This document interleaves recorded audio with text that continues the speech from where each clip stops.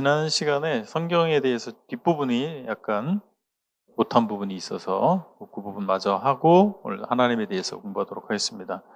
여러분 교재 그때 영감에 대해서 설명하다가 끝난 것 같아요. 그래서 15페이지에 영감의 방법에 대한 올바른 견해부터 좀 말씀을 드리겠습니다. 성경의 영감에 대해서 뭐 기계적 영감설 등등이 있어요. 근데 기계적 영감, 여기는 교재는 없는데, 기계적 영감설이라는 얘기는 그 성경의 기자가 마치 그 로봇처럼 자기의 어떤 인격적인 요소가 배제가 되고, 마치 무당이 신들린 것처럼 해서 하나님께 완전 사로잡혀서 글을 썼다.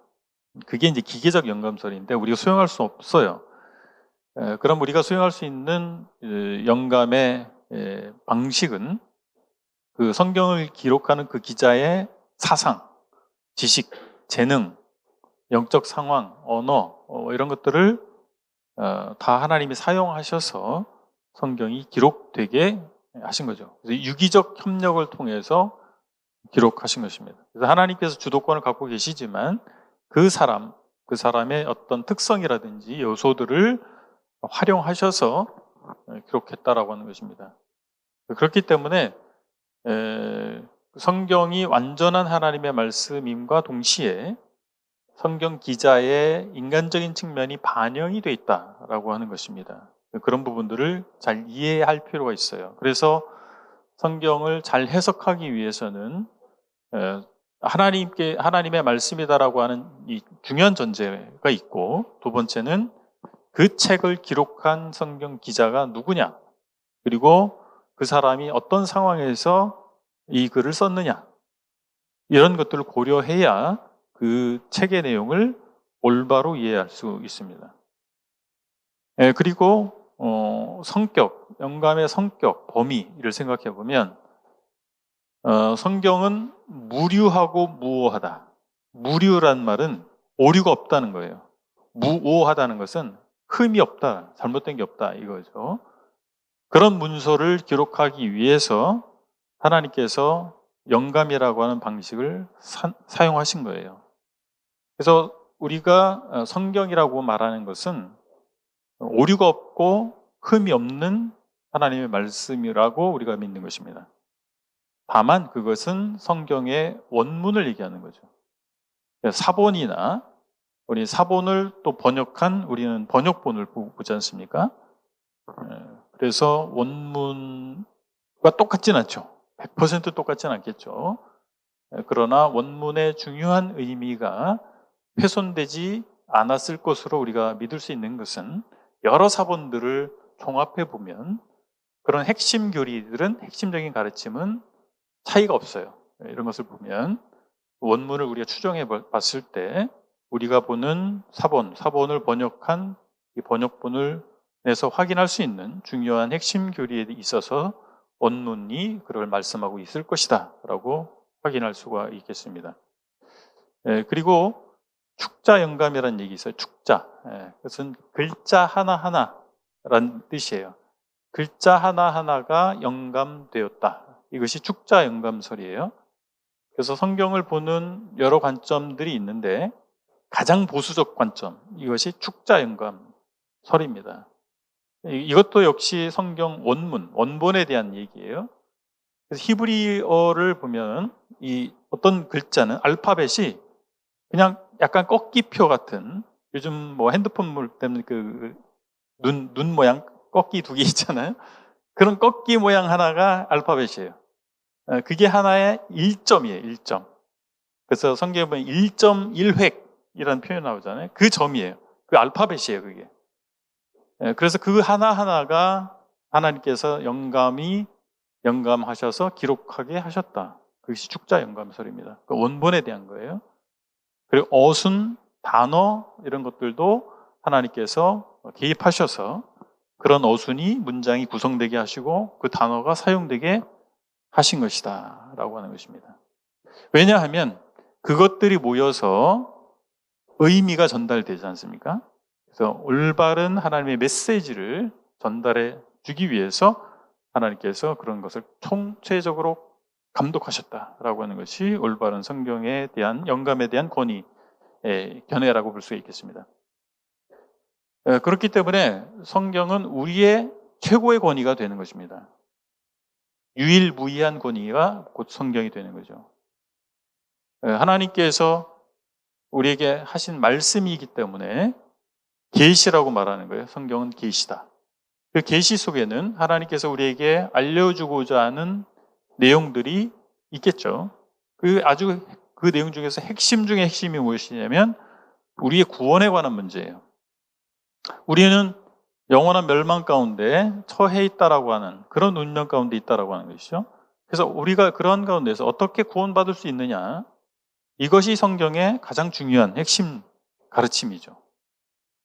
그것을 전달해 주기 위해서 계시가 필요했다라고 하는 것입니다. 영감이 필요했다라고 하는 것이죠.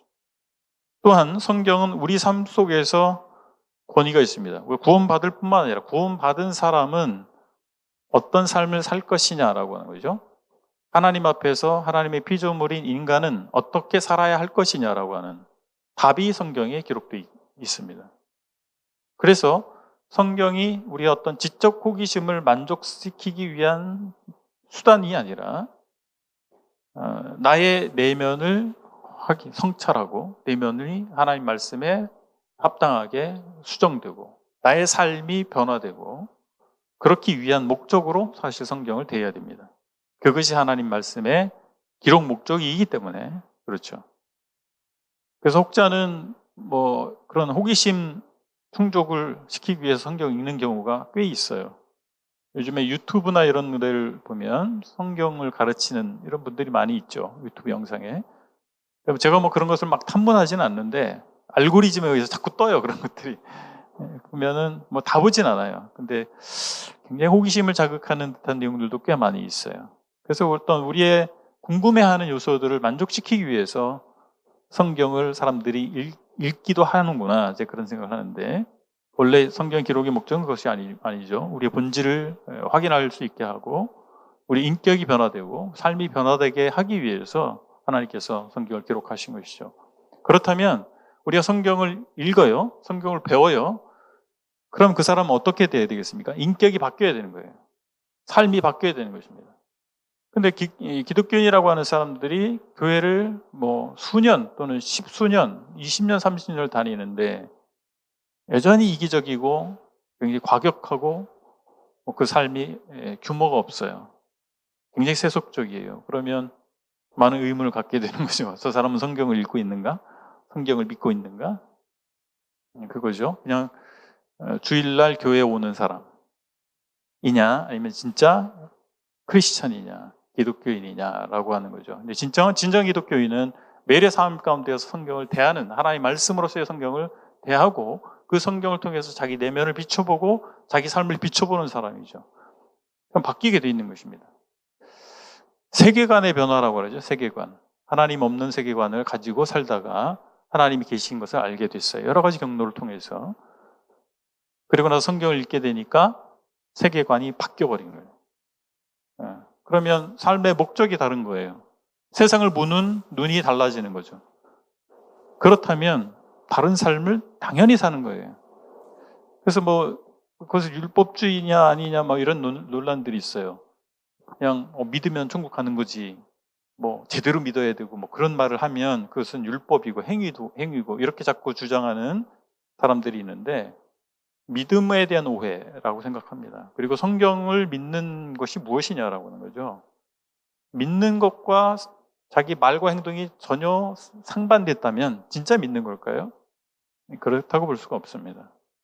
그가 세계관이 바뀌었다고 그것이 믿는 건데, 세계관이 바뀌는 건데, 전혀 세계관이 믿지 않는 세계관의 삶을 살아요. 그 진정성을 우리가 믿어줄 수 있을까요? 그런 거죠. 그러니까 믿음이 무엇이냐에 대한 정의가 잘못된 경우가 있고, 성경을 읽고 성경을 믿고 따른다는 얘기가 무엇이냐, 어떤 의미가 있느냐를 혼동하는 가운데서 그런 이슈가 불거진다고 생각합니다. 자, 이제 오늘 2장 넘기셔서 하나님에 대해서 공부하도록 하겠습니다. 이 자리에 계신 분들은 다 하나님 믿는 분들이잖아요. 그래서 교실에서 수업할 때는 이런 시간에 다 질문을 했어요. 네, 지금 뭐 이렇게 워낙 이 강당에서 본당에서 하다 보니까 그렇었는데, 그럼 혹 스스로 자문해 보세요. 하나님을 그러면 어떤 분이라고 말할 수 있느냐? 하나님을 소개해 주세요. 하나님 믿고 있다면 하나님을 소개해 주세요. 입을 열어 소개해 보세요. 그럼 나는 어떻게 소개할 수 있을까? 하나님? 갑자기 이 말문이 막혀. 그러면 그거죠. 내가 제대로 알고 있다면 내가 하나님을 모르고 믿을 수는 없을 거 아니에요. 그죠? 그분을 소개 못할 이유가 없는 거예요. 말주변이 없어서요. 나는 배움이 없어서요. 그럼 아무 상관없어요. 말주변 배움하고 아무 상관없어요. 여러분의 부모님을 소개 못할 수가 있나요? 나 초등학교밖에 못 나와가지고 우리 아빠를 소개할 수 없어요. 그렇게 말이 안 되죠. 나는 말주변이 없어서 우리 아빠를 얘기할 수 없어요. 말이 안 되는 얘기예요. 어려운 얘기가 아닙니다. 그런데 좀 깊이 있게 들어가다 보면 어려워져요. 왜냐하면 육신의 부모님은 우리 눈으로 보고 만질 수 있는 분이잖아요. 그렇죠? 근데 하나님은 보이지 않아요. 만질 수 없는 분이에요. 그리고 하나님과 우리 사이는 너무 수준 차이가 어마어마해요. 육신의 부모님은 그냥 오래 사신 정도? 인생 경험이 좀 많은 정도? 그 정도 차이밖에 없어요. 다 같은 사람이에요. 근데 하나님은 창조주세요. 우리는 피조물이죠. 하나님은 영원하신 분이세요. 우리는 유한하죠. 하나님은 시간을 창조하셨어요. 시간 밖에 계신 거예요. 공간을 창조하셨어요. 공간 밖에 계신 거예요. 물질 창조하셨어요. 물질 밖에 계신 거예요. 근데 우리는 어떻습니까? 시공간 안에 있잖아요. 우리가 미국에 있으면서 동시에 한국에 있을 수 있어요? 없어요. 우리는 어느 한 시점에 어느 한 곳에만 있어요. 그 벗어날 수 없습니다. 과거에 있으면서 미래에 있을 수 있어요? 이게 말이 안 되는 거지. 하나님은 시공을 초월해 계신 거예요. 그러니까 그런 분을 우리가 다 알 수가 없어요. 그래서 설명의 한계가 분명히 있다라고 하는 것입니다. 제가 교재에 흰개미 얘기를 했는데, 흰개미가 그 앞이 안 보인대요. 앞을 볼 수 없대요. 빛을 볼 수 없대요. 그래서 어떤 진동, 공기의 진동, 냄새, 뭐 이런 걸로 세계를 인식하고 살아가는 존재라고 합니다. 근데 그 흰개미와 내가 의사소통이 가능하다고 가정을 해보자고요. 말이 통해요. 말을 할 수가 있어요. 그럼 그 흰개미에게 빨간색을 여러분 중에서 설명할 수 있는 분이 있을까요? 생각보다 어려워요. 우리에겐 너무 쉬운 문제예요. 빨간색, 빨간색, 이게 빨간색이야 라고 말하면 되는데, 빛을 한 번도 본 적이 없는 흰개미에게 그 빨간색을 설명하기가 너무 어려운 거예요. 어떻게 설명할 거예요? 이게 정말 어려운 거예요. 우리에게 너무 쉽지만 너무 어려운 거죠. 마찬가지로 하나님과 우리의 수준 차이가 그 이상으로 나기 때문에, 흰개미와 사람 이상으로 나기 때문에 우리가 하나님을 명확하게 안다라고 하는 것은 불가능에 가까운 거예요. 다만 하나님께서 당신을 알려주길 원하시기 때문에, 그걸 계시라고 그러잖아요. 알려주길 원하시기 때문에 그 계시라고 하는 그 제한적인 영역 안에서 하나님을 알 수 있는 겁니다. 그럼에도 불구하고 완벽하게 할 수 있다, 그렇게 말할 수는 없어요. 하나님 은혜가 필요한 거죠. 그래서 이거예요. 우리가 이해하려고 노력할 필요는 있으나 완벽히 이해할 수 있다라고 하는 그런 목적, 거기에 이르려고 하면 문제가 생기는 거예요. 완벽히 이해할 수 없는 거예요. 그래서 이해하려고 노력해야 돼요. 그래서 그 개인이 가지고 있는 역량의 차이가 있어요. 근데 도찐개찐일 거예요. 어쨌든 이해하려고 노력해서 이해할 수 있는 수준은 있단 말이에요. 그 이상의 영역이 있기 마련이죠. 하나님에 대해서. 그 이상의 영역은 믿음이 필요한 겁니다. 수용이에요. 그냥 있는 그대로. 하나님 계시한 그대로. 난 이해는 안 돼. 그렇지만 받아들이는, 그게 믿음이죠. 100% 이해한 것만 난 믿겠다. 그럼 하나님을 믿을 수 없어요. 하나님 보이지 않거든. 그렇잖아요? 무에서 유를 창조하신, 이게 이해가 되세요? 안 돼요, 이해가. 무에서 유. 모든 것은 인과 법칙이잖아요. 그렇죠? 원인 결과인데. 어떻게 무에서 유가 나와요? 우리 이성으로는 이해가 안 되는 거예요. 근데 하나님 무에서 유를 창조하신 분인 거예요.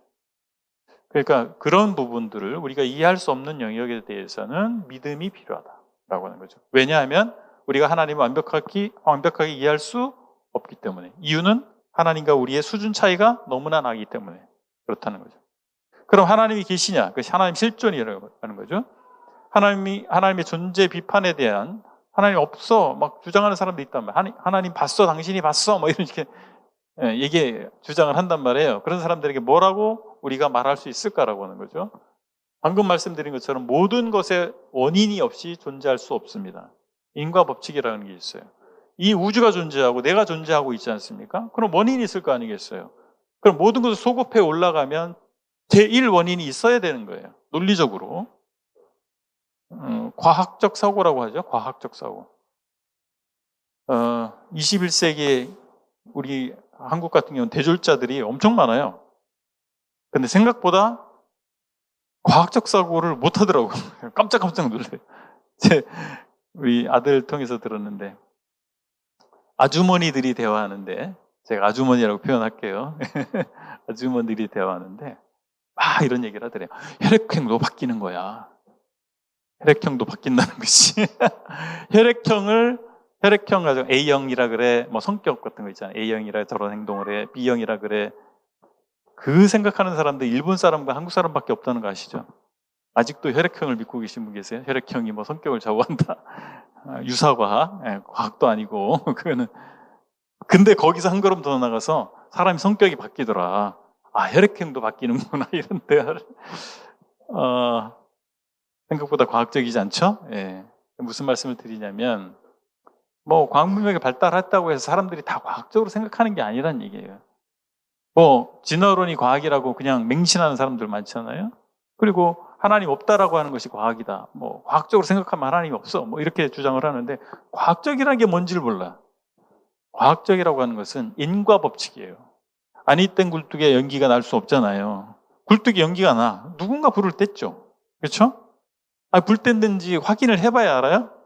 연기 나는 걸 보니 불을 뗀 거죠. 이게 과학이에요. 이 인과 법칙으로 이루어지는 겁니다. 그리고 이게 어떤 사람이 A는 B다라고 하는 주장을 했어요.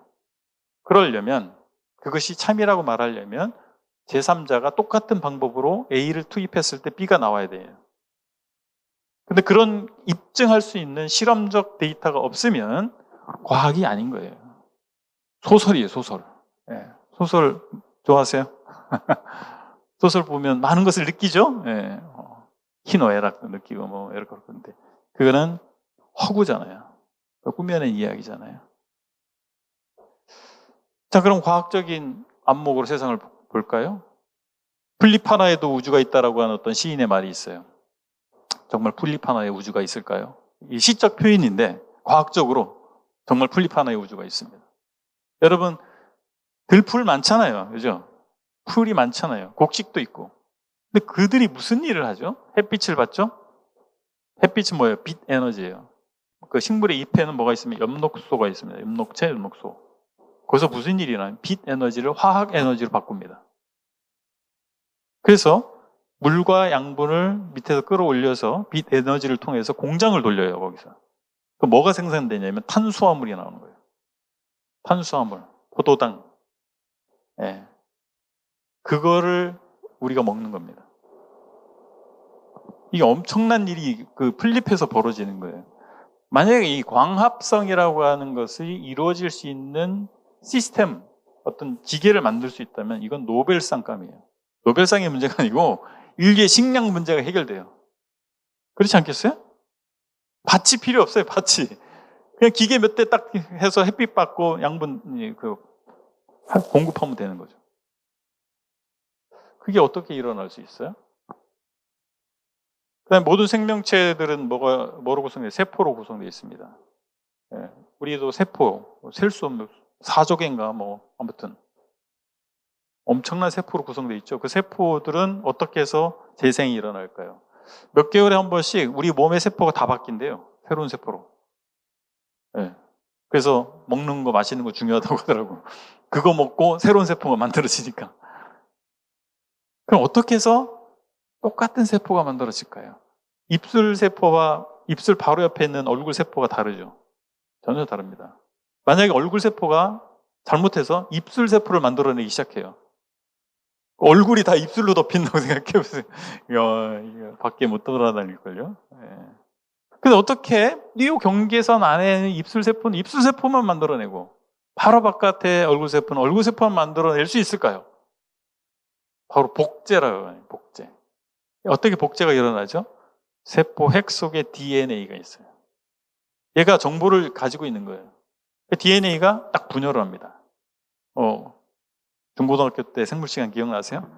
DNA가 두 개의 사슬로 돼 있는데 그게 꼬여 있어요. 딱 분열이 돼서 반쪽을 또 만들어내요. 그래가지고 이게 복제가 일어나는 거예요. 똑같은 세포를 만들어내는 거예요. AGCT라고 하는 이 염기가 거기 붙어 있어요. 걔네가 서로 조합을 하는 거예요. 예. 걔가 누구랑 만나느냐, 그 짝꿍을 누구랑 만나느냐에 의해서 수열, 기억나세요? 수열 잘하셨어요? 고등학교 때. 제가 고등학교 때 수학을 좀 했어요. 저 미적분 잘했는데. 수열도 했어요. 잘. 수열입니다. 숫자의 조합에 의해서 정보가 저장이 되고 처리가 되는 거예요. 여러분 컴퓨터 이게 뭐로 되는 거예요? 반도체가 어떻게 움직이죠? 반도체 이전에 뭐가 있었냐면 트랜지스터가 있었어요. 트랜지스터 이전에 뭐냐면 진공관이라는 게 있었어요. 원리는 똑같아요. 뭔지 아세요? 전기가 통하느냐, 통하지 않느냐. 딱 두 가지예요. 전기가 통하냐, 통하지 않느냐. 요걸 조절하는 거예요. 두 가지 신호예요. 전기가 통하면 1이에요. 통하지 않으면 0. 0과 1의 조합이에요. 그 뭐예요? 이진수. 진법 공부하셨죠? 우리는 몇 진법을 써요? 10진법. 손가락이 10개라 10진법 쓰니까 하나, 둘 해서 10 해서 다시 반복되죠? 10단위로 반복되죠? 우리 이 숫자는? 그냥 우리 정한 거예요. 네. 3으로 반복될 수도 있고 4로 반복될 수도 있고 2로 반복될 수도 있는 거예요. 이진수예요. 뭐예요? 수학적 원리죠. 그것이 우리 몸에서 일어나는 겁니다. 저절로 됐을까요? 아니에요. 우리보다 훨씬 뛰어난 지적인 존재가 있어야만 되는 겁니다. 지구에 생명체가 존재하기 위해서 30만 가지 조건을 맞춰주지 않으면 생명체가 존재할 수 없답니다. 30만 가지 조건을 누가 맞춰줬어요? 저절로 있을 수가 없는 거예요. 그리고 우리는 도덕을 가지고 있잖아요. 도덕을 누가 가르쳐줬어요? 도덕 선생님이 가르쳐줬어요? 그럼 도덕 선생님한테 못 배운 사람 도덕이 없겠네. 아니에요. 난 놓고 기억자도 모르는 시골 할머니도 양심적으로 사는 거예요. 순박하게. 오히려 많이 배운 사람이 더 악할 수도 있어요. 네? 도덕은 가지고 태어나는 거예요. 만약에 약육강식의 원리가 그 진화론이 이 세상을 지배하고 있는 룰이라면 우리는 도덕을 가지면 안 됩니다. 강한 유전자만 살아남아야 돼. 그래야 인류 번영에 이바지하는 거 아니겠어요? 강한 자만 살아남아야 돼. 똑똑한 머리 좋은 사람, 신체적으로 훌륭한 이런 유전자만 남겨야 돼. 그러면 장애인 뭐 이런 사람들은 어떻게 해요? 도태시켜야 되는 거예요. 그런 사람들은 그런 생각을 하는 사람 뭐라 그래요? 저건 인간도 아니야. 그죠? 사람도 아니야. 사람이라면 그러면 안 돼. 그게 뭐예요? 도덕이에요. 선을 추구하죠. 그럼 어디로부터 왔을까요? 이 선이라고 하는 개념은. 인류 전체에 공통된 도덕이 있어요. 사람의 생명을 빼앗으면 안 돼. 그렇죠? 약한 자를 괴롭히면 안 돼. 인류 전체를 보세요. 문화적 차이는 있지만 이런 공통된 도덕이 왜 존재하느냐라고 하는 것입니다. 거룩한 하나님의 형상을 우리가 형상이기 때문에 그런 거죠. 성경은 분명하게 말씀합니다. 시편 14편 1절에서 어리석은 자는 그 마음에 이르기를 하나님이 없다 하도다. 조금만 생각해 보면 하나님이 계실 수밖에 없는 거예요. 그러니까 어리석은 거예요. 생각하지 않는 거죠. 하나님 없다고 하는 거죠. 성경은 우리를 설득하지 않습니다. 성경 보세요. 하나님 계신 걸 우리 설득하고 있어요? 아니에요. 그냥 선포하는 거예요. 하나님 계신 거야. 그냥 하나님 창조하신 거야. 이렇게 선포합니다. 근데 성령께서 우리에게 역사하셔서 우리가 하나님을 인식할 수 있게 하십니다. 하나님 인식할 수 있는 세 가지 경로가 있어요. 첫 번째, 성령의 역사하심이에요. 사람의 일을 사람 속에 있는 영 외에 누가 알리요? 이와 같이 하나님의 일도 하나님의 영 외에는 아무도 알지 못하느니라. 네, 성령께서 하신 거예요. 저도 고백할 수 있는 것은 제가 막 하나님 알아보려고 찾지 않았어요. 근데 알게 하셨어요. 하나님이 계시면. 제 간증하면 길어지니까. 여러분도 그런 경험 다 하시지 않았어요? 하나님 역사하시는 거예요. 성령 역사하시는 거예요. 그래서 그걸 깨닫게 하시고, 그걸 볼 수 있게 하시고, 본질을 알게 하시는 성령의 역사하심이 있었어요. 두 번째, 피조물을 통해 알 수 있습니다. 방금 제가 말씀드린 그 과학적 앵글로 봅시다. 이 있잖아요. 플립 하나의 우주가 있다.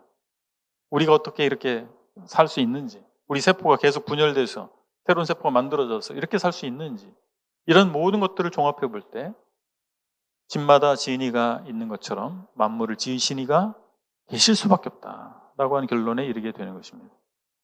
그리고 마지막으로 세 번째, 믿는 사람들의 체험이에요. 여러분, 예수님 믿고 나니까 어떤 경험이 있으세요? 하나님이 나에게 말씀하세요. 내가 하는 기도를 하나님 들으세요. 그거에 반응하세요. 내 삶에 이끄세요. 어떤 자매님이 마음이 막 어려우셨어요. 그래서 정신과 상담하러 갔어요. 그 문진표 있잖아요. 문진표. 누군가가 나를 지켜보고 있다고 생각하십니까? 예스. 누군가 내 말을 듣고 있다고 생각하십니까? 예스. 이렇게 문진표를 작성했는데 심각한 결과가 나온 거예요. 당신 지금 당장 입원해야 됩니다. 이 자매님이 너무 순진했던 거지. 예.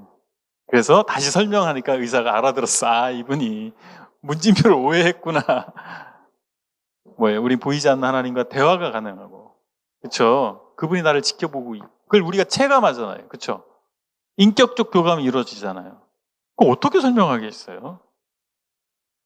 저는 34년간 제가 예수님 믿고 있는데, 제 아들들에게, 제가 이 반에서도 얘기한 적 있을 거예요. 아들들에게 그 얘기합니다. 너희들은 아버지, 엄마의 빅데이터가 있다. 빅데이터가 뭐예요? 34년의 삶의 경험이에요. 하나님이 34년 동안 저희 삶 가운데 개입하셨어요. 수없이 많아요. 밤새 교제해도 돼. 하나하나. 우연이 된 거라고요? 우연이라고 말할 수 없는 그 케이스들이 너무나 많은 거예요. 하나님이 정말 하나님이 개입하지 않으면 이루어질 수 없는 그런 일들이 제 이 작은 인생 가운데서 수없이 벌어진 거예요. 그리고 하나님은 정말 저의 마음에 감동을 주시는 인격적인 존재하고는 교감이 되는 거잖아요. 그렇죠? 어떻게 보이지 않는 하나님과 교감할 수 있어요? 하나님 없다면 그게 어떻게 그런 교감이 일어날 수 있겠습니까? 그 인도하심이 어떻게 이루어질 수 있겠어요? 네, 하나님 그래서 살아계신 것입니다. 자, 이제 하나님에 대해서 어려운 영역을 얘기해야 돼요. 삼위일체. 삼위일체를 안 믿는 사람도 알아요. 삼위일체. 하도 기독교 문화가 번성하다 보니까.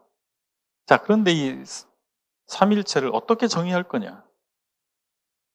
이걸 잘못 정의하면 이단 되는 거예요. 삼위일체 부정하면 이단인 거예요? 이게 하나님의 신비의 영역이에요. 삼위일체가. 우리 이성으로 명확하게 정의할 수 없는 거예요. 그래서 이 삼위일체는 그냥 우리가 받아들여야 돼요. 이성적으로 정의할 수 없어요. 정리가 안 돼요. 잘못 정리하면 삼심론이 되는 거예요. 하나님 세 분이야. 아버지, 아들, 성령. 세 분처럼 보여요. 어떻게 보면. 인격이 다르죠? 아버지와 아들이 달라요. 전혀 다른 존재예요. 그리고 성령도 다른 존재예요. 그럼 세 분 맞네. 세 분이라고 말하면 삼위일체를 부정하는 거예요. 그러니까 이단인 거예요. 이단되는 거예요. 그러니까 그러면 세 분이라고 말하면 안 되겠구나. 한 분이시다. 그래, 한 분인 거 맞아요. 그래서 마치 물의 상태, 물이 얼음이었다가 물이 액체인 물이 됐다가 수증기. 이게 삼위일체를 정확하게 설명하는 것 같죠? 이게 양태론입니다. 양태론, 모달리즘, 모드라 그러죠, 모드. 뭐 하는 모드야? 모드 바꾸죠, 우리가. 어떤 전자기기 할 때 모드를 바꾸잖아요. 청소 모드, 세척 모드. 그 모드예요. 그 모달리즘. 이 한자말로 양태론. 그 본질은 하나도 안 바뀌었어요. 똑같은 거야. 그래서 H2O 똑같잖아요. 근데 고체냐, 액체냐, 기체냐, 그 형태만 바뀌었다. 이게 양태론이에요. 하나님 그렇지 않아요. 전혀 다른 존재예요. 성부와 성자와 성령은 전혀 달라요. H2O 똑같은 게 아니에요. 야, 그럼 어떻게 설명해야 돼? 이것도 아니고 저것도 아니면 뭐야? 둘 다 아니에요. 여기 여러분 교재에 있죠? 삼각형 표시 있죠? 요렇게밖에 설명할 수 없어요. 하나님 한 분이시죠? 성부도 하나님이세요? 성자도 하나님이세요? 성령도 하나님이세요. 그래서 한 분이신 거예요. 그런데 성부는 성자가 아니에요. 성자는 성령이 아니에요. 성령은 성부가 또 아니에요. 여기까지. 더 이상 하면 안 돼. 여기까지. 더 이상 설명이 안 돼요. 더 디테일하게, 명쾌하게 설명하려고 하는 순간 성경에서 말하는 하나님이 아니게 됩니다. 자, 이게 왜 중요하냐면 요한복음 17장 3절에 영생을 설명하는데 유일하신 참 하나님을, 그리고 그 다음에 그 아들 예수 그리스도를 아는 것이에요. 그게 영생이에요. 그게 구원이에요. 그러니까 하나님을, 성경에 계시된 하나님을 알고 믿지 않으면 구원받을 수 없는 거예요. 그렇죠? 그게 이단되는 거예요. 이단이 왜 이단이냐? 그 교리는 구원받을 수 없는 교리이기 때문에 이단이에요. 끝이 다른 거예요. 끝이. 우리 한자 말로는 끝이 다르다는 거예요. 지옥 간다 이 말이에요. 그래서 성경에 나타난 하나님을 믿는 거예요, 우리가. 근데 우리가 명쾌하게 정의할 수 없어요. 그냥 있는 대로, 성경에서 제시한 대로 믿을 수밖에 없다라고 하는 것이죠. 그래서 하나님은 올바른 삼위일체면 세 인격으로 존재하시는 거예요. 그러니까 우리가 왜 이해가 안 되냐면 한 사람에게는 인격이 하나예요. 그 사람 좋아. 예를 들어서 방영재 좋아. 그러면 제 얼굴이 좋단 얘기예요? 몸이 좋단 얘기예요? 저희 사람됨을 얘기하죠. 그 사람됨이 뭐예요? 인격을 얘기하는 거예요. 그럼 인격이 제가 두 개예요? 하나요? 이중인격자. 말은 이중인격자 이런 말을 하지만 인격을 둘 가진 사람이 있을 수 없어요. 인격은 하나죠. 그 사람이 누구냐? 그 인격을 얘기하는 거예요. 그런데 하나님은 인격이 셋이에요. 성부의 인격이 따로 있고 성자의 인격이 따로 있고 성령의 인격이 따로 있는 거죠. 그런데 성부도 하나님이고 성자도 하나님이고 성령도 하나님인 거예요. 그러니까 우리가 이해가 안 되죠. 그렇지 않겠어요? 그래서 그렇게 이해할 수 없는 영역이 있다. 삼위일체 그러면 성경에 삼위일체란 말이 없잖아요. 삼위일체란 말 없는데 왜 자꾸 그 교리 사람들이 만들어내는 거 아니냐. 증거가 있어요. 성경에. 하나님이 자신을 표현할 때 우리라고 표현하십니다. 창세기 1장 26절에 하나님이 이르시되 우리의 형상을 따라 우리 모양대로 사람만. 왜 우리라고 했을까요? 나라고 안 하고 복수로 계시니까 그런 거예요. 이사야서 6장에서 누가 우리를 위하여 갈고, 그 지상명령 할 때, 지상명령, 가장 큰 명령, 너희는 가서 모든 민족을 제자로 삼아. 그 다음 뭐예요? 아버지와 아들과 성령의 이름으로 침례를 주라. 세 하나님의 인격의 이름으로, 삼일체의 하나님의 인격의 이름으로 침례를 줘라. 이렇게 얘기하시죠? 그리고 예수님이 침례 받을 때 성령이 비둘기같이 임하시고 하늘에서 아버지의 음성이 들리죠. 이게 삼일체가 나타난 경우고, 바울이 축도할 때도 삼일체 하나님의 이름으로 축도했고, 이런 장면들을 보면 성경이 삼일체를 용어적으로 정의하고 있지는 않지만 그 성경의 가르침은 삼일체 하나님을 알려주고 계시다라고 하는 겁니다. 자, 이제 하나님의 속성을 좀 보면 이것도 좀 어려워요. 하나님에 대한 이 교리는 다 어려워요. 속성을 보면 첫 번째, 세계 안에 현존함과 동시에 그 너머에 계세요. 만유 위에, 그 너머에 존재하신다. 첫 번째, 하늘에 계시다. 말이야, 하늘에 계시다. 하늘이 뭐냐? 하늘이 우주 공간을 얘기하는 거냐? 하늘은 이게 이스라엘 사람들은 세 부류로 나눴어요. 하늘을 1층천, 2층천, 3층천. 그 1층천이 뭐냐면 이 구름이 있는 이 대륙권 있죠. 새가 날아다니고 구름이 있는 게 1층천이에요. 2층천은 별이 있는 거예요. 별들이 또 있죠. 3층천은 하나님이 계신 곳. 유대인들은 그런 생각을 가지고 있었어요. 그러니까 그런 생각을 가지고 있기 때문에 실제 그러냐? 글쎄요, 모르겠어요. 우리가 성경을 볼 때 성경의 기자들의 상황, 그들의 인식 정도를 생각하고 읽어야 돼요. 해가 여기서 저기로 동에서 서로 움직인다. 이래. 하늘 이 끝에서 하늘 저 끝으로 해가 움직인다. 그걸 가지고 우주론을 설명하려고 하면 안 됩니다. 우리가 밝혀낸 우주적 과학이 밝혀낸 우주론이 있잖아요. 그것을 설명하려고 그 구절들을 끌어오면 안 돼요. 그 구절들은 성경 기자의 입장에서, 성경 기자가 지구가 태양을 돌고 있고 지구가 동그랗고 알았을까요? 그 고대에 몰라요. 그들은 몰랐어요. 하나님이 계시를 주셨으니까 그거 다 알고 있었겠지. 아니에요. 하나님이 그의 수준에서 그의 언변이나 이런 모든 것들을 활용하신 거예요. 그래서 사실은 주고자 하는 메시지를 기록하게 하신 거죠. 그가 표현한 거는 자기의 본대로 한 거예요. 본대로. 그것을 설명하기 위해서, 이 우주가 어떻게 생겼는지 설명하기 위해서 그걸 기록하게 하신 게 아니잖아요. 성경 기록의 목적이 아니잖아요. 그렇죠? 근데 마치 우리가 궁금해하는 거, 우리가 좀 뭔가 어필하고 싶은 거, 그런 것들을 성경에 기록했겠지라고 생각하면 안 되죠.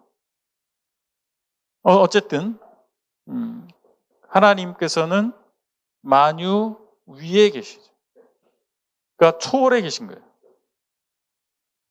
그러니까 우리가 살고 있는 시 공간을 초월해 계신 거예요. 그렇게 표현하고 있는 겁니다. 사실은 이 의미가, 그것을 초월해 계신 하나님. 그런데 우리 안에 또 계신 거예요. 우리 세상 안에 들어와 계신 거예요. 우주 안에 들어와 계신 거예요. 우주 밖에 계시길 뿐만 아니라 우주 안에 들어와 계신 거예요. 천지에 충만하다. 하나님께서 천지에 충만하다. 이 말이에요. 우주 안에 들어온 거예요. 우리 삶 안에 들어와신 거예요. 이성주의가 한때 발달한 서양 역사에서 이성주의가 계몽주의, 이성주의가 발달한 시대가 있었어요. 그 시대의 사람들이, 유럽이 다 기독교인인 사회에서, 다 명목상 기독교인이에요. 그 사람들이 하나님에 대해서 새로운 주장을 하게 됩니다. 어떤 주장을 하냐면, 하나님 창조주 맞아. 그런데 하나님 창조하셔서 이 법칙을 만들어 놓고 물러나 계시다. 그래, 이 세상은 이 과학 법칙, 하나님이 제정한 법칙에 따라서 기계적으로 움직이고 있다. 그게 이신론입니다. 그런 주장을 하는 사람들이 생겨났어요. 그러니까 하나님이 섭리하시고 역사하시지 않는다는 거예요. 그냥 이 자연 법칙에 따라서 세상을 움직이는 거예요. 하나님을 믿는 것 같은데, 그죠? 이상하죠? 근데 성경은 뭘 말해요? 하나님은 우리 안에 들어오시는 거예요.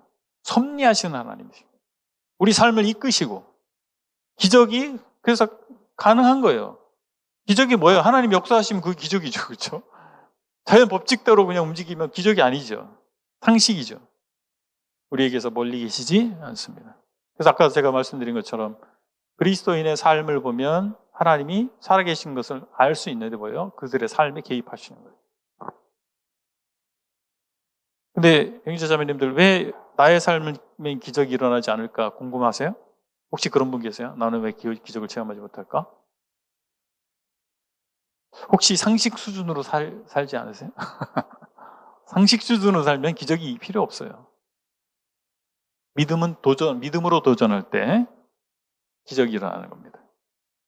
내가 다 계산하고 모든 걸 다 조치해놓고 예비 조치 다 해놓고 기적이 필요 없죠. 그럼 네 알아서 살아봐 하는 그러시지 않겠어요? 저는 하나님밖에 없어요. 저는 아무것도 할 수 없어요. 저는 하나님밖에 없어요. 그런 사람에게는 정말 하나님께서 하나님이 되어주세요. 저는 그 경험을 했어요. 그러니까 저는 그런 생각을 합니다. 우리가 뭐 불우하다 뭐 이런 얘기를 할 수 있잖아요. 불우하다. 불우라고 하는 것은 상대적 개념이에요. 부모님 일찍 돌아가셨어요? 불우하죠. 그렇죠? 부모님이 대부분은 일찍 돌아가시지 않으니까. 대부분은 평균적인 삶의 경제 수준이 이렇게 살아요. 근데 그거보다 못해. 가난해. 그럼 불우하죠. 교육을 제대로 못 받아서 불우하죠. 그게 다 불우한 거예요. 그런데 저는 눈물 젖은 빵을 먹어볼 필요가 있다. 그런 생각을 합니다. 제 인생 경험이에요. 삶이 깊어집니다. 사람 생각이 깊어져요. 그리고 의지할 것이 없는 사람, 비빌 언덕이 없을 때 그런 가운데서 하나님 만나게 되고 그 사람이 하나님 의지하면 하나님이 정말 비빌 언덕이 되어주세요. 그래서 비빌 언덕이 있는 사람은 그 언덕을 의지합니다. 근데 하나님밖에 없는 사람은 하나님밖에 의지할 대상이 없잖아요. 그렇죠? 그럼 하나님 의지하고 살아가는 거예요. 뭐가 더 대단한 탁월한 선택이에요. 그래서 저는 그게 길게 봐야 된다고 생각해요. 인생을 좀 길게 봐야 됩니다. 당장 좀 불우하고 불우해 보이고 상대적으로 당장 좀 힘들고 그래서 하나님 원망하지 마시고 화가 변하여 복이 되게 하시는 하나님이세요. 그 이면에 하나님의 정말 큰 은혜와 사랑이 있는 거예요. 그래서 좀 지나봐야 알아요. 우리를 단련하신 후에 같이 나오게 하시는 하나님이십니다. 자, 하나님은 그 속성을 좀 구분해 보면 자존하시고 영원하신 분이세요. 자존한다는 말은 스스로 있는 거예요. 스스로가 원인이 되시는 거예요. 이제 사람들이 이제 과학적 사고를 한다고 해서 그리고 이 세상은 하나님이 창조했어. 그리고 하나님이 원인이야? 그 하나님의 원인은 뭐야? 그렇게 물어보면 하나님은 왜 하는 거죠? 하나님이 원인이 있다면 이분은 하나님이 아닌 거예요. 하나님은 스스로가 원인이 되시는 분이에요. 하나님의 이름이 있어요. 히브리어에 보면 엘로힘이란 말이 있고 우리말에는 여호와로 번역이 되어 있는데 원래는 야외 또는 야훼 이렇게 발음할 수 있습니다. 근데 이 야훼는 하나님의 이름이에요. 엘로힘은 그냥 신이란 뜻이에요. 하나님 신이시죠? 엘로힘 맞아요. 근데 하나님 그분의 이름이 뭐냐면 야훼예요. 근데 히브리어는 자음만 있어요. 자음. 모음이 없어요. 문자가. 자음만 써 있어요. 그래서 제 이름을 예를 들어 히브리어로 쓴다면 비읍, 기역, 미음 딱 써놓고 방기만 이렇게 읽는 거예요. 그러니까 외워버려. 단어의 음가를 외워서 그렇게 하는 거예요. 근데 이 야훼라고 하는 자음이 있을 거예요. 야훼라고 하는 자음이 있잖아요. 자음만 있는데 유대인들은 감히 인간이 하나님의 이름을 부를 수가 없다. 미천한 우리가 어떻게 하나님의 이름을 부르냐. 그러니까 야훼라고 딱 써있는 하나의 이름이 딱 나오잖아요. 그러면 어떻게 하면 아도나이, 주님이라고 부른 거예요. 이름을 못 부르는 거야. 주님, 아도나이. 그래서 세월이 한참 지나니까 이 음가가 뭔지를 알 수가 없네. 야훼라고 써놓고 아도나이라고 불렀으니까 이 음가가 도대체 뭐야. 그래서 오해가 된 거예요. 여호와라고 오해했던 거예요. 이건 더 정설입니다. 여호와라고 부르지 말아야겠다 그러지 마세요. 그냥 우리 개혁성경에 그렇게 돼 있으니까. 무슨 말이냐면 야훼가 하나님의 이름인데 그 이름의 뜻이 있죠. 제 이름도 뜻이 있잖아요. 여러분 이름의 뜻이 있죠. 야훼라는 이름의 뜻이 뭐냐면 스스로 있는 자라는 뜻이에요. 그 이름 자체가 그래요. 하나님은 또한 불변하고 편지하시고 전지전능하신. 불변하신다는 말은 그분의 목적과 그분의 성품이 변하지 않는 거예요. 그래서 변하지 않는 분이에요. 그분의 목적은 변하지 않아요. 사람이 어떻게 하느냐에 따라서 목적을 바꾸지 않으세요. 목적은 그대로 가세요. 다만 방법은 바꿀 수 있어요. 하나님께서 저를 부르셨어요? 그래서 못 갑니다, 하나님. 그래? 넌 좀 이렇게 가 있어. 이 목적을 이루려고 너를 불렀는데, 그래, 그럼 너 시현 형제를 불렀어. 그럼 전 쓰임 못 받고 시현 형제 쓰임 받는 거예요. 그러시죠? 방법을 바꾸는 거예요. 너 안 된다고? 그렇게 고집 부려? 그래, 난 다른 사람 선택할 거야. 그러실 수 있겠죠. 그런 면에서는 불변하지 않는 거예요. 불변하는 게 아니에요. 변하실 수 있는 거죠. 방법은. 그런데 목적은 변하지 않으세요. 성품도 변하지 않으세요. 그리고 어디에나 계십니다. 시편 139편을 보면 잘 알 수 있죠. 어디에나 계세요. 편지하신 거예요. 동시에. 미국에도 계시고 한국에도 계신 거예요. 동시에. 두 곳에 계신 거죠. 그리고 모든 시점에 계신 거예요. 하나님에게는 시간이 없는 거예요. 시간을 창조하셨기 때문에 시간이 없어요. 그 이해가 안 되죠. 우리 말 자체가 시제가 있잖아요. 시제. 과거, 현재, 미래가 다 있잖아요. 우리는 표현이 안 되는 겁니다. 하나님이 시간 밖에 계신 하나님 어떻게 표현하겠어요? 모든 것을 아시고 모든 것을 하실 수 있는 거예요. 전지하시고 전능하십니다. 모든 걸 아세요. 나의 모든 걸 아세요. 그게 두렵습니까? 아니면 위로가 되세요? 잘못한 거 많으면 두려워요. 근데 내가 열심히 하나님 위해서 그래서 최선을 다해 살고 있으면 마음 깊은 것부터 위로가 되죠. 사람들은 몰라줘도 억울한 일 당해도 하나님 다 아시니까. 그리고 전능하십니다. 모든 걸 할 수 있어요. 하나님께서 모든 걸 할 수 있어요.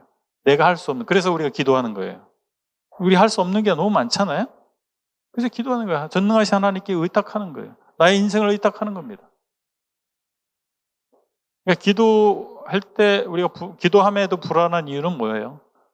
믿지 못하니까 기도는 하는데 하나님이 진짜 해주실 것 같지는 않거든. 불안한 거죠. 그리고 하나님은 살아계신 인격적 영이십니다.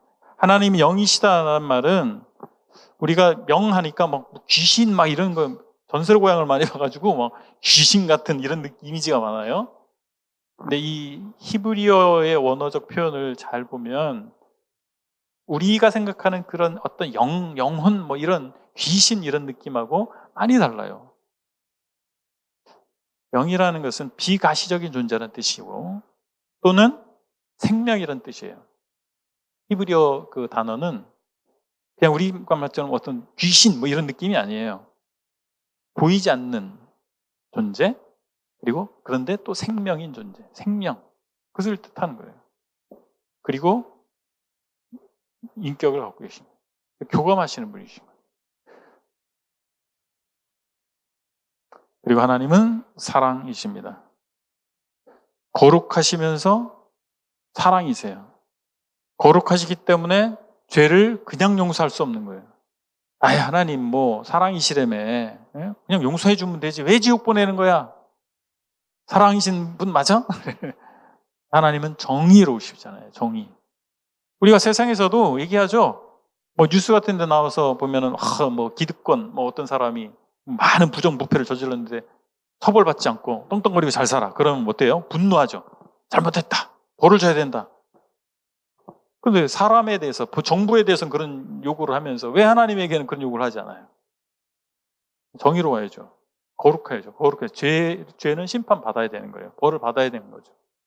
그런데 또 하나님은 사랑이세요. 이게 하나님의 딜레마예요. 사람들은 죄인이잖아요. 마땅히 지옥 보내야 돼요. 근데 또 하나님 사랑하시는 거예요. 이 딜레마가 어떻게 해서 충족이 됐느냐? 십자가예요. 예수님이 오셔서, 하나님이 오셔서 대신 벌 받으신 거예요. 그러니까 그 하나님의 거룩, 죄는 벌을 받아야 돼 라고 하는 것이 충족이 된 거예요. 거룩이. 그리고 사람을 사랑하셔서 구원하길 원하세요. 그래서 십자가를 통해서 구원이 가능해진 거죠. 그래서 사람들이 하나님의 공의에 대해서, 정의로움에 대해서 이해 못하는 이유는 십자가를 몰라서 그래요. 십자가의 의미가 뭔지 몰라서 사람들이 하나님을 오해하는 거예요. 하나님이 뭐 거룩하지 않다라고 하든지 사랑이 없다라고 하든지 그런 오해가 거기서 나오는 거예요. 하나님은 이 세상을 창조하셨습니다.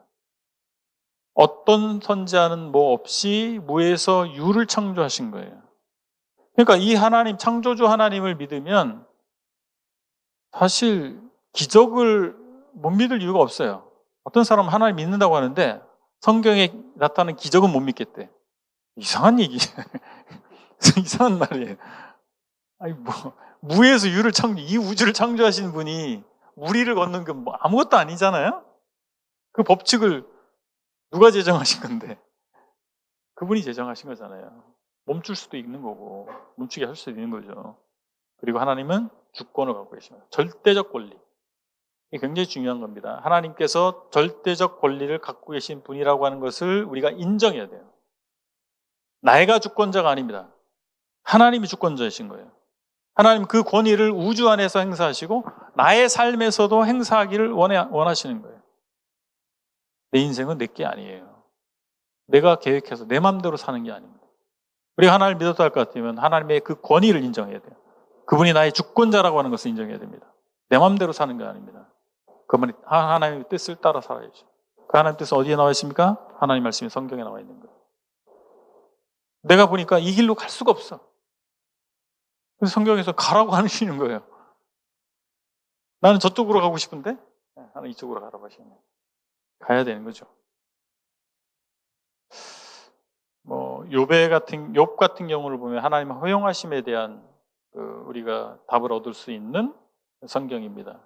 욥기를 잘 묵상해 보시면 우리 인생에서 만나는 파도들에 대해서 그 파도의 원인을 알게 되고 그것을 어떻게 극복해 갈 수 있는지에 대한 답을 얻을 수가 있습니다. 악은 설명이 필요한 게 아니고요. 극복이 필요한 겁니다. 우리는 설명을 원해요. 많은 이 불합리한 것들, 억울한 일들, 악한 어떤 세력들 이런 것들에 대해서 좀 설명해 주세요. 왜 이런 것들이 있어요?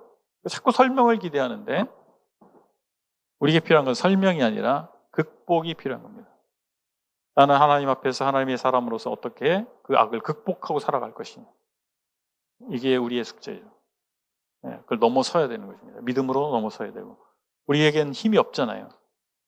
거룩한 성령이 내 안에 들어가셨고 하나님의 말씀이 있잖아요. 또 하나님의 도우심이 있지 않습니까? 그 의지하고 넘어서려고 해야 됩니다. 수고하셨고요. 제가 기도하고 마치도록 하겠습니다.